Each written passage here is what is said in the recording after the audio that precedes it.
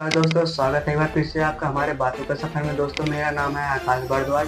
दोस्तों रात को जब सारे देशवासी सो रहे थे तो मोदी सरकार ने एक ऐसा काम कर दिया जिससे सारे पाकिस्तानी थर थर काँप रहे हैं।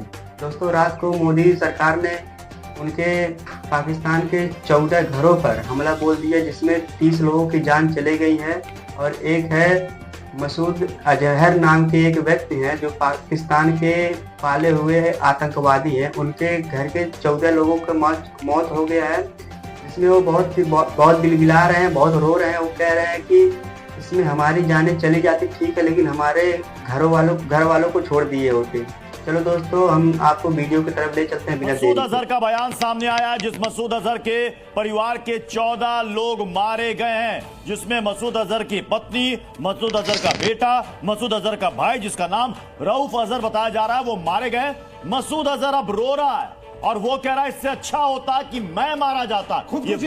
ये वो मसूद अजहर है जिसे कंधार विमान अपहरण के समय में छोड़ा गया था। ये वो मसूद अजहर है जो पाकिस्तान में बैठकर हिंदुस्तान के खिलाफ साजिशें रचता था और आज इसकी फैमिली के, यानी कि इस आतंकी फैमिली के 14 लोग मारे गए हैं और ये रो रहा है। और एक अहम बात यह भी है कि ये आतंकियों की जो भारत की लिस्ट है उसमें सबसे नंबर 1 आतंकी है मसूद अजहर। तो ये एक अच्छा है, खौफ अच्छा है, डर अच्छा है। अपने परिवार के लोग मरे तो फिर उसके आंखों में आंसू आ गए। अपने परिवार के लोग मरे तो ये कहने लगा कि मैं मर जाता इससे तो अच्छा था। लेकिन सैकड़ों हिंदुस्तानियों की मौत का जिम्मेदार मसूद अजहर आज खून के आंसू रो रहा है और 7 मई 2025 की यह तारीख इतिहास में दर्ज होगी, क्योंकि इस दिन सबसे कुख्यात आतंकी जिसने कि भारत को सैकड़ों जख्म दिए हैं, उसे ऐसा जख्म मिला है कि आज वो खून के आंसू रोता हुआ ये कह रहा है कि इससे अच्छा तो मैं मर जाता। तो इस वक्त की बड़ी खबर है कि ये तड़प और ये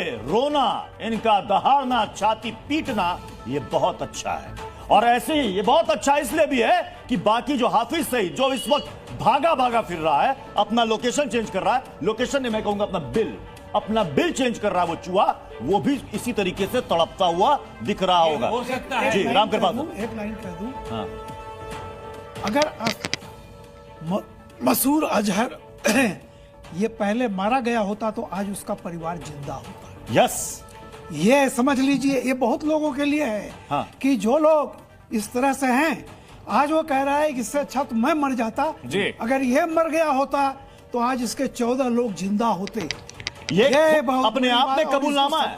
ये मसूद अजहर का कबूलनामा है कि उसके परिवार के लोग मारे गए हैं। अगर वो मर गया होता तो ये परिवार जिंदा रहता। लेकिन सर, बाकी आतंकवादियों को सोचना चाहिए। लेकिन वो तो पाकिस्तानी सेना और आईएसआई के महफूज यहाँ शेल्टर में था। दीपक वोरा जी, भारत की ओर से जिस तरह से पूरा शेल्टर ये ब्लॉक किया गया है, पूरा उनका जो सुरक्षा चक्र था उसको भेदा गया है। अब पाकिस्तान में बैठे आतंकी 1000 बार सोचेंगे, क्योंकि उनका अपना घर, उनके अपने लोग भी भारत की मिसाइलों से सुरक्षित नहीं है।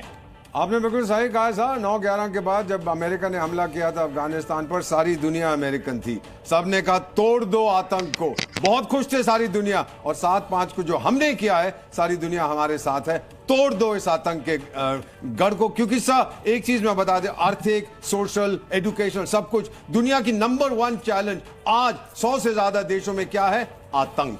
वो सब हमारे साथ हैं। Thank you India. मेरे पास जो मैसेज आ रहे हैं, thank you India for doing what you have done. ये संदेश है। पाकिस्तान में अब काहे की बैठक हो रही है, मुझे समझ में नहीं आ रहा। नहीं किस सर, बात की वो बैठक हो रही है? वहां पर मसूद अजहर रो रहा है, छाती पीट रहा है, काहे की बैठक हो रही है? वो शोक सभा हो रही है। शोक सभा हो रही है। इज्जत से कैसे सरेंडर करें।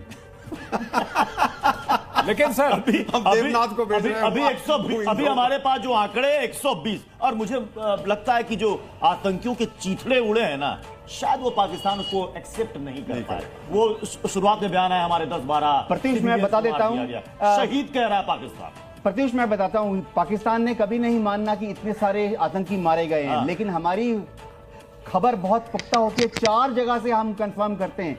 एक, हम एम्बुलेंस सर्विसेज के साथ बात करते हैं, हमारे एजेंट बहुत मजबूत हैं।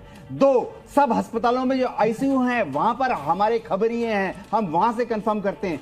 3, हम कब्रिस्तान से, जहां पर इनको सुपुर्दे खाक किया जाएगा, वहां से कंफर्म करते हैं। 4, पाकिस्तान से जो उनकी डेथ सर्टिफिकेट बनती है ना, वहां पर भी हमारे मेरे लोग बैठे हैं, वो भी ठीक है। कंफर्म सर, हमारे साथ कई हमारे सहयोगी भी जुड़े हुए हैं, उनका रुख करते हैं। खालिद, अगर मसूद अजहर की बात की जाए तो भारत का नंबर 1 वांटेड आतंकी, जिसने कश्मीर में भी आतंक फैलाने में कोई कसर नहीं रखी, पिछले 24 साल से लगातार जैश ए मोहम्मद के गुर्गे कश्मीर और भारत में दहशत फैलाते रहे, उसका खून के आंसू रोना क्या मायने हैं वहां दहशतगर्दी का खात्मा होने की ओर बड़ा कदम?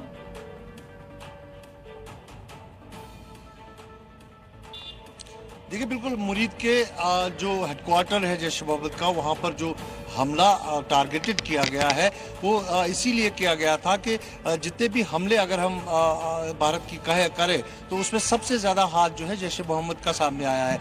चाहे आप मुंबई हमले को ले, चाहे आप पठानकोट को ले, पुलवामा हमला ले, या फिर और उड़ी का हमला ले, तो अब तक जितने भी पहलगाम को छोड़कर जो बड़े हमले हुए हैं उसमें जैश ए मोहम्मद का ही नाम सामने आया था। तो इसीलिए मुरीद के उस कैंप को जो है खास फोकस किया गया, उसको नष्ट कर दिया गया। और जो हमें इंफॉर्मेशन मिल रही है कि वहाँ पर पूरी तरह से आईडी ट्रेनिंग दी जाती थी, वहाँ पर जो बंदूक चलाने की जो ट्रेनिंग थी वो दी जाती थी, उस पूरे इमारत को ही नष्ट कर दिया गया है। तो दोस्तों, क्या इतना सारा कांड होने के बाद पाकिस्तानी चुप रहेंगे?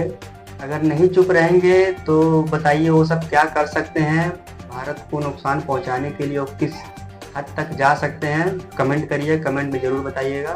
धन्यवाद दोस्तों, मिलेंगे अगले वीडियो में। तब तक के लिए आप लोग हमारे वीडियो को लाइक करें, कमेंट करें, शेयर करें। अगर हमारे चैनल पर नए हैं तो चैनल को सब्सक्राइब कर लें। धन्यवाद दोस्तों।